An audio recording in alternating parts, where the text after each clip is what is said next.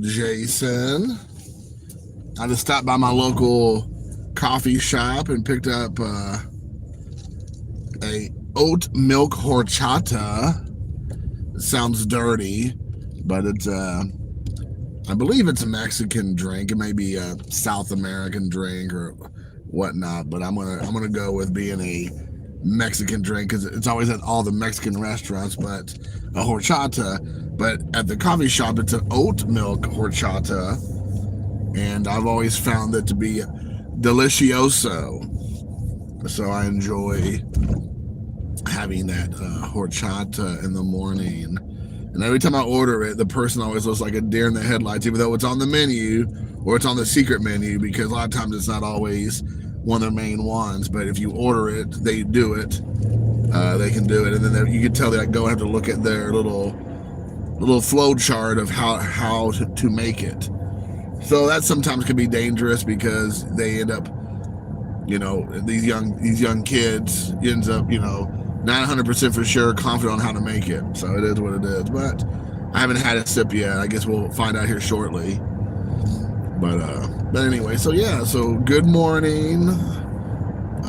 Or as the Japanese like to say, Ohayou gozaimasu. And don't know if I have a huge topic today. Just thought I'd just go live and just kind of talk. And I know I had a pretty deep one. Last week about just people and needing to get their crap together and all that. I don't know if I'll go that deep in the weeds this time. I had a kind of a crazy experience yesterday. I don't want to say crazy. It's actually not crazy at all, but it's just interesting. So I'm not a big Cracker Barrel restaurant goer tour, but there is one in the town next to me where Carl Erskine actually is from before he passed this past year, I believe. But there's a Cracker Barrel around here by my house, and like I said, I'm not usually hitting the old Cracker Barrel too often, but I was thinking yesterday, I'm like, you know what, that sounds good. And I don't, for some reason, I always feel like Cracker Barrel is one of those places where it's like super hit and miss. Either you have a really good experience, it's not crazy busy, food comes out in a relatively quick manner, and you can get it all over the United States. It's the same everywhere you go. So in that area, I like it because you know what you're getting, and there's not much at all variation. So I go sit down. I'm with a friend, and we're sitting in the corner. They put baby in the corner, so that got me in the corner. And we're talking, and then she said, "Do you see who's sitting next to us?" And I said, I looked over. Obviously I don't want to make it too obvious because I'm like, oh, this is gonna be somebody. It's it's Anderson, Indiana, so it's not that exciting, but I'm like, who could be a big deal over here in this area? And she goes, take a look over there and see who's at that table. And I'm like, and they're like literally the next. I mean, there's like the little walkway, and they're right there. So I might look, I glance over at them, and I'm like, I kind of recognize the face of the guy. It's a husband and wife, and they're with another couple. And I don't know who the other couple is because their backs are towards us, but the couple she's referenced in front of us. So I'm like sitting there looking. I'm like, the guy does look kind of familiar, but I'm like, how do I don't know. And she goes, that's Bill and Gloria Gaither. And I'm like, and the names I recognize the names, but they live in a town called Alexandria that's here in the area I live in. And they are if they're not the quintessential Southern gospel duo family, like juggernaut. They're one of them. They've sang songs and written songs that almost every church has had in their church over the decades, and they've had a ton of success. And if you're into Southern gospel music or Christian music in general, especially this is more the old-timey stuff, you definitely know Bill and Gloria Gaither. Like that's two names that you recognize. by no means am I a fan of that music, and it's always, it's always been something that is there in the background. And of course, I went to a lot of Southern style churches, so they're more Southern gospel. They're pretty popular, and of course, you get away from it because, again, if you go to Christian bookstores, you see their music all the time, their CDs, their DVDs. They have, like, I think books they've written or, like, whatever. So it's they're kind of everywhere, especially obviously Indiana, because they're from Indiana. So anyways, I was sitting over there, I'm looking, and I'm like, oh, sure enough, that's Bill and Gloria Gaither. And I was like trying to not be like a creeper, but I want to try to take a picture while they're, of course not when they're eating, but maybe when they stand up and like get ready to leave. But I really couldn't get a picture, and I thought about going and asking them for a picture because I'm, again, when they finished eating. But I'd have to actually care enough to get their picture because I'm not, like, obviously a fan of their music. I mean, I'm sure they do. I'm sure other people who would have, bumped to them would have been more thrilled than I would have been because of their, level of success and notoriety in that realm. But I mean, I thought it was still cool. I mean, again, it was very cool. They seemed like a very nice couple. He tipped very well. I happened to see him lay down a pretty nice sized tip for his waitress. He was very kind to the waitress because he knew her name, and the waitress' name was Stormy because she was our waitress also. And he was they were very kind to her and gave her a very nice tip. So I was like, well, that's good to know that he wasn't some like super tight guy that wouldn't like give a decent tip and all that. And I don't even know if she knew who he was. Maybe she did. I don't know. But that was a kind of a cool experience, I guess, if you consider seeing C-level celebrities or whatever. Probably A-level celebrities in the Christian world. But outside of the Christian world, probably I would say C-level celebrities. It was kind of cool. So that was my Tuesday evening at the Oak Barrel. So that was that. I have to say we're getting close to the holidays. We got Halloween coming up. I don't know how many people are out there who keep an eye on the Halloween and all that stuff. Do you all celebrate Halloween? As adults, do you all celebrate Halloween? And if you do you like go all out? I know like in Indiana, like especially like in neighborhoods, especially those like manufactured neighborhoods. I don't know if you have this in other parts of the United States, but like in Indiana, there's like J.P. Morgan housing additions. There's like Arbor, there's tons of them out there, housing additions. But during this time of the year, especially during like Halloween and leading up to Halloween, there are a lot of people who do like fire pits out front of their house, like contain like metal fire pits, and everybody comes out and kind of hangs out in the driveway because most of the driveways and yards are quasi decent size, and everybody comes and hangs out and like they'll get like little hot chocolates or they'll have some adult beverages to go around. And sometimes people have their houses decorated. But during Halloween, it's a really popular thing in this area where the parents all just gather up and hang out. And while they let their kids go do trick-or-treat, the kids obviously are old enough to kind of do it on their own. And the parents are just hanging out at the old fire pit, drinking their hot chocolate or their adult beverages,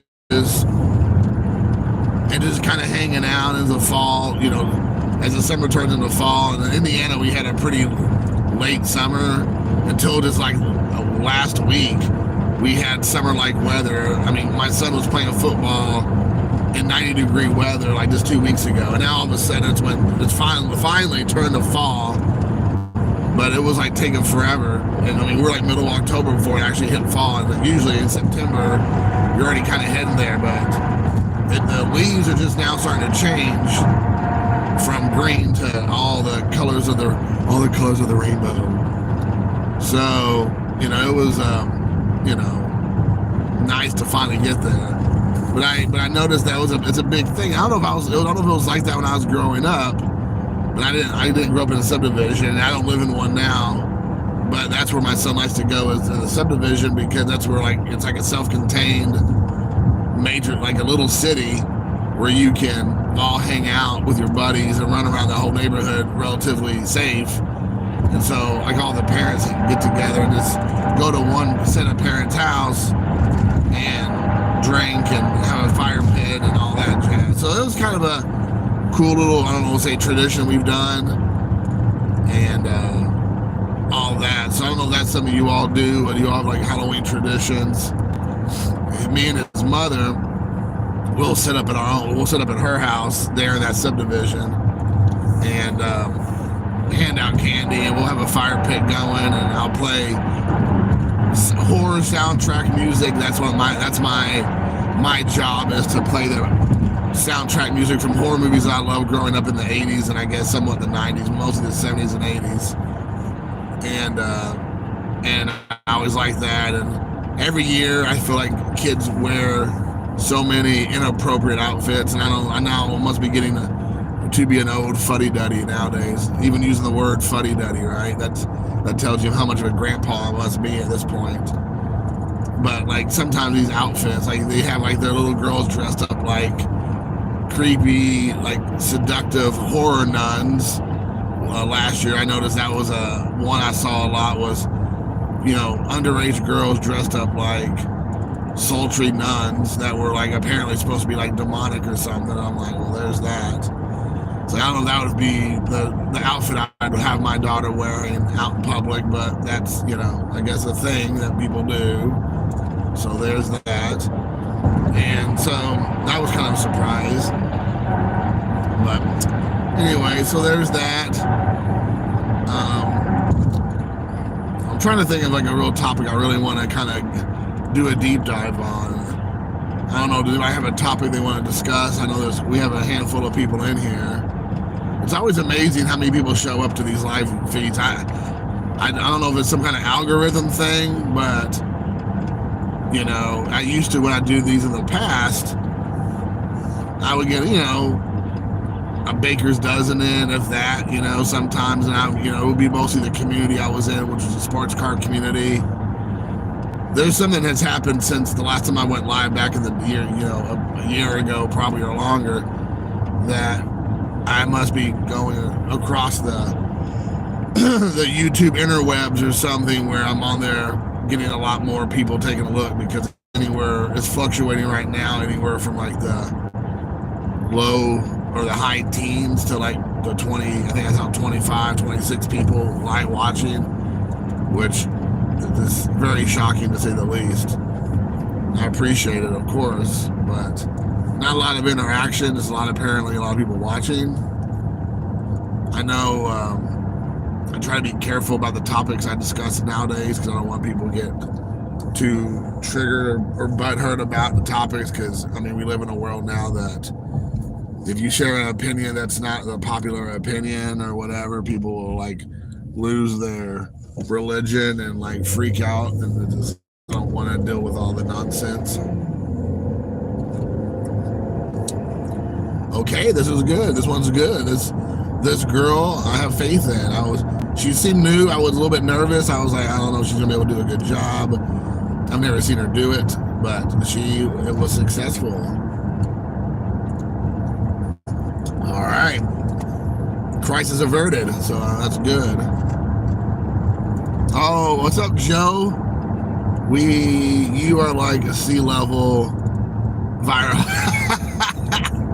I am like a sea level viral. I'm probably more like a Z level viral, I would say, but that was very kind of you. My buddy Joe in the Great White North, man. We'll eventually get together at some point. I know we gotta make it happen, brother.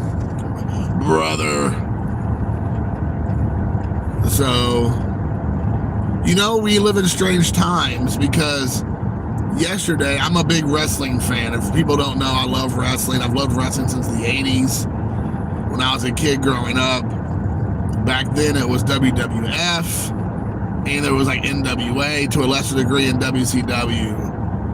And I really loved wrestling. I still do. Now I watch AEW. That's like my go-to wrestling programming. And we live in an alternate universe now, an alternate reality. Because, and I'm not going to get into the politics really, but just it came across my feed on YouTube that The Undertaker, which if you're a wrestling fan or know anything about wrestling, Undertaker, he plays like a zombie-like dead man type of character, and that this guy, his real name is Mark Calloway. He's since retired and hung up the gimmick, so to speak, as they do, as he never broke character all those years playing the Undertaker. So from like he said, basically started playing that character like in '89, I believe. So he played the same character even in public, like when he was out and about, from '89 to like 2021, like 30-something years. He played the Undertaker character. Never breaking character, always always what they call kayfabe, always in kayfabe, which was, never stopped being the gimmick, which again, he's playing this like, zombie-like Undertaker character. Well, now, in real life, he's a normal dude, obviously, as anybody who knows wrestling knows. The wrestling is real in the ring, but everything else is fake that surrounds wrestling. So obviously they can get hurt. Obviously people have been killed in the ring. It happens and all that. You really get busted up, broken up and all that. But they're predetermined matches. And back in the day, which was a lot more cartoony, they had these gimmicks that they're supposed to live outside of the wrestling world. Like even when they're, like I said, out and about in the real world, they still would live these gimmicks because they were like trying not to break, like never breaking character. Well, anyways, I give everybody this little history lesson though, because yesterday I was like going through my YouTube feed, and the Undertaker had Donald Trump on his podcast, and I felt like I was in an alternate reality when you have two WWE Hall of Famers, Hall of Famer, and also Donald Trump is a WWE Hall of Famer in the entertainment wing because he's been involved with wrestling for 40 years himself. They actually had 2 WrestleManias back to back at back when Trump was like, the Trump hotels or whatever. And then he also had some like storylines he did about a decade ago, 15 years ago. So he's pretty much connected to Vince McMahon and that stuff for, decades. I think Linda McMahon actually was on his presidential team back when he was in the office, and the first time around, doing something to do with small businesses or something. So, I mean, he's very connected to that world. But I just remember thinking, like, what an alternate universe. You have the Undertaker interviewing the Trumpomania, as Hulk Hogan likes to say. So I thought that was interesting. So, I don't know how well that'll be received by the wrestling world, because I feel like, here's the thing, most wrestling fans tend to be more conservative, I believe, just because it's more of a Midwest Southern thing. A lot of times, of course, on the coast you have it as well, but as in general, that's not going to be the type of thing that you're watching. Is tend to be, a lot of the wrestlers themselves also are conservatives because they're also from the Midwest and South, and they tend to be that way. Not all of them, of course not. But, the ones that are most vocal usually about not being happy about something tend to be ones that are not conservative in nature. So I can only imagine what the Undertaker, what kind of heat he'll get. And I'm sure he doesn't care, but it'll be interesting. And then it was funny because they went online, and then Batista, who's like a big supporter of Harris, they were having like a little back and forth online, him and Undertaker. I thought it was hilarious. I'm sure it was all in good fun or whatever, but to think about Batista versus the Undertaker is pretty hilarious. So like real life, art imitating life and imitating art. So it's pretty interesting. It was kind of like a alternate reality, like I was saying. Oh man, oh man. Anyways, but I don't know. I'm running out of things to discuss. Like I said, I have a big topic of conversation. Just thought I'd pop on, just rattle off some stuff. I don't know, Joe, if you're still watching, is there something you want me to talk about, or something we can talk about? I can give me a topic or something, or whatever. I don't know if you're still watching. Doctor Exclusive. I don't know if you have anything you want me to discuss. That's great. I still have like about another 15 or 20 minutes on the ride into work. So I'm available if we want to have a conversation of sorts. Oh my goodness. Man, oh man. Like I said, it feels different now that I'm trying to purposely be careful about the things I discuss, which is like a totally new Jason. I try to be mindful of being too overtly over the top with certain topics.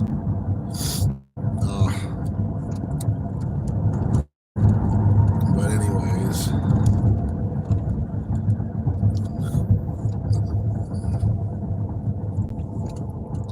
sorry, I'm going onto a shoulder and off the shoulder here on the highway, and there's a car in front of me, so I want to make sure I'm paying attention and not get too distracted here. Don't want to have an accident. I was going into work. I just got hired at this job years ago.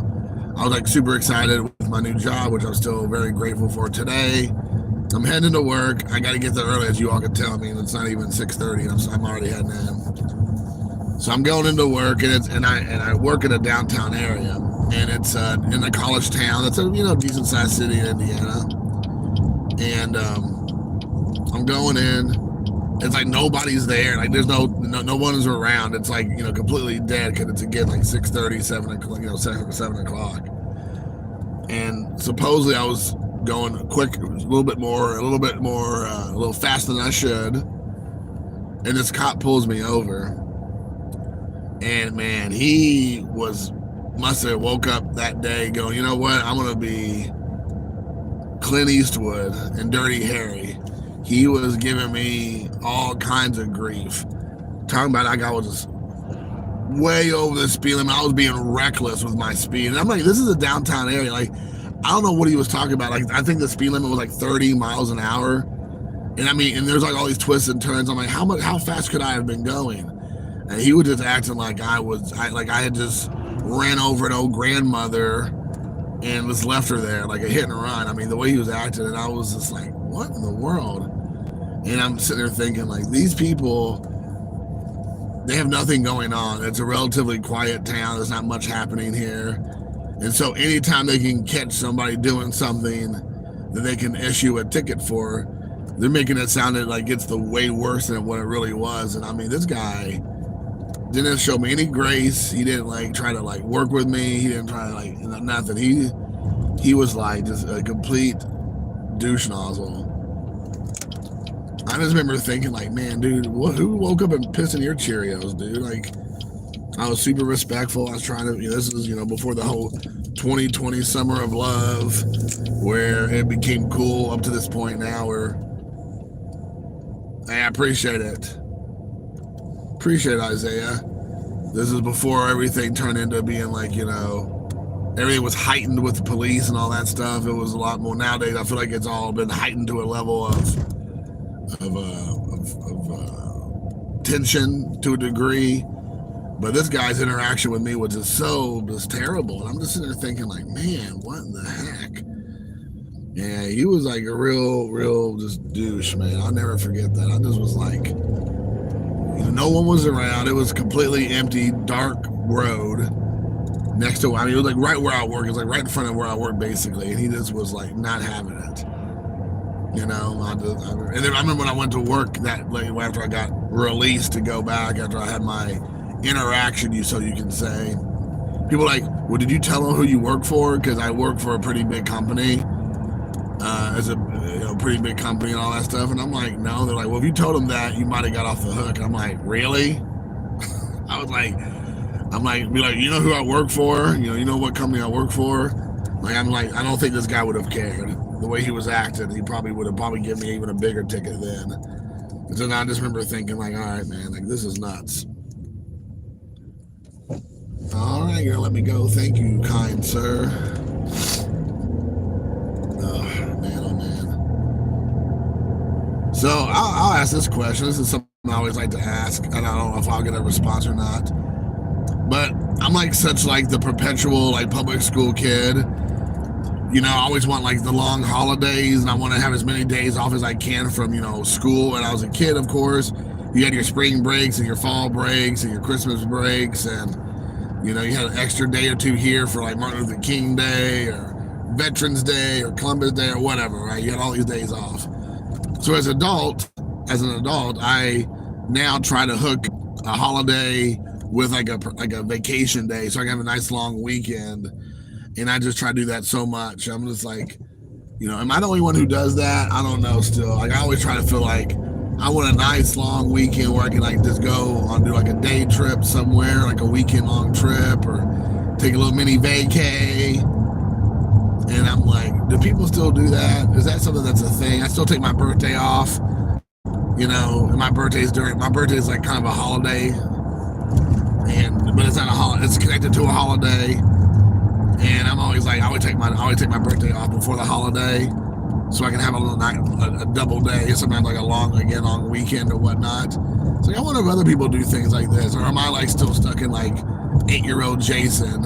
I'm like, or does other people do these kind of things? Do people take vacation days connected to holidays and make it like nice long time and don't have any like real big plans? And it's like just to do it.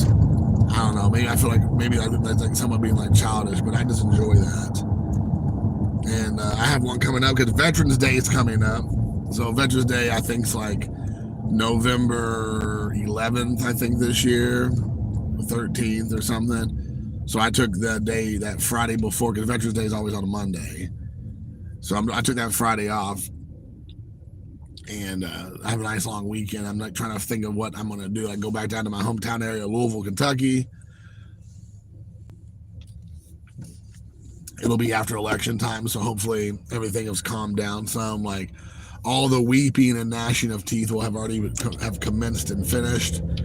So whoever wins or loses, people will get it out of the system the first couple of days of the month. And by the time that weekend rolls around, we'll be good to go. And all that. It's probably wishful thinking on my part. People probably going to be losing their minds. But I'm thinking about going down to my hometown area to visit during that time. So we'll see. But anyways. All right, guys. I'm gonna hop off. Hope everybody enjoys their Wednesday morning, going into work or waking up and you're starting your day visiting. You have kids, get your kids ready for school, your grandkids, or you have to go into work like me, like an old Joe Schmo working for the man. I hope you all have an excellent day, and we'll have to do this again next time. Maybe next time it won't be so just like sporadic. Maybe it'll be more of a topic or whatnot, but I just thought, you know what, I have some time, let's make this happen. So all right, guys, I'm going to go ahead and hop off of here. I will talk to you later, all right? You all be good. Take care. Bye. Maybe bye. Maybe not. Oh, maybe this is it. There we go. See ya.